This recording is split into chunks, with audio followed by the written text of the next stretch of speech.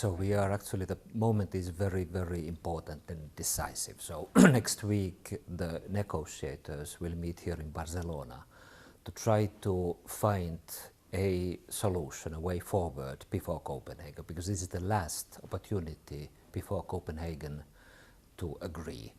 Of course, it's very likely that a lot of issues will be left to be then finalized in Copenhagen between the heads of state.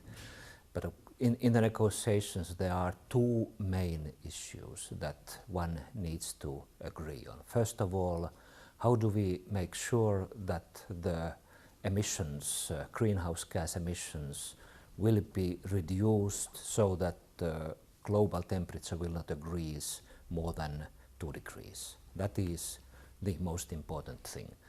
And then the second important thing is how we secure technology transfer and its financing from developed to developing countries to do their bit, but also to adapt to the climate change. In the world. Well, the European Union has a very clear views about the negotiations. The European Union wants to have an agreement, wants to have a robust and concrete agreement in a way that we can make sure that the global temperature doesn't raise more than 2 degrees. As far as the European Union is concerned, as you know, we have already made a commitment of 20% reductions by 2020. And in fact, last week in the European Council meeting, environmental ministers agreed further cuts by 2050 towards 80 to 90% of the reductions, which is going to be needed. Well, I think everybody agrees that there's a problem there. Everybody agrees that climate is changing, and everybody agrees that we need to cut the emissions. There's no debate about that. But how this is going to be done and how the commitments are going to be made, so this is now under discussion.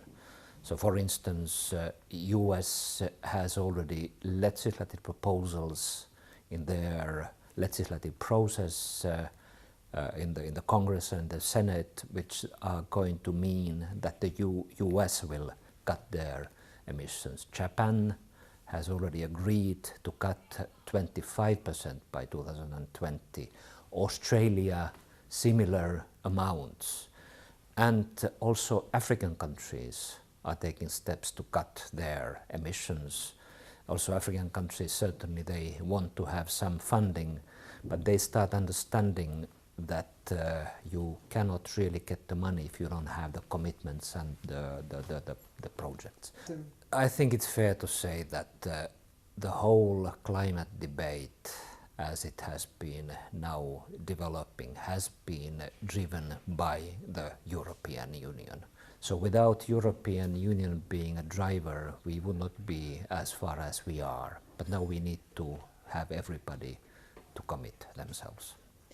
Well, Copenhagen, we will have an agreement from the Copenhagen. It is going to be a big milestone and hopefully very robust agreement. But in all cases, it is just a milestone. Then the work really starts after the Copenhagen.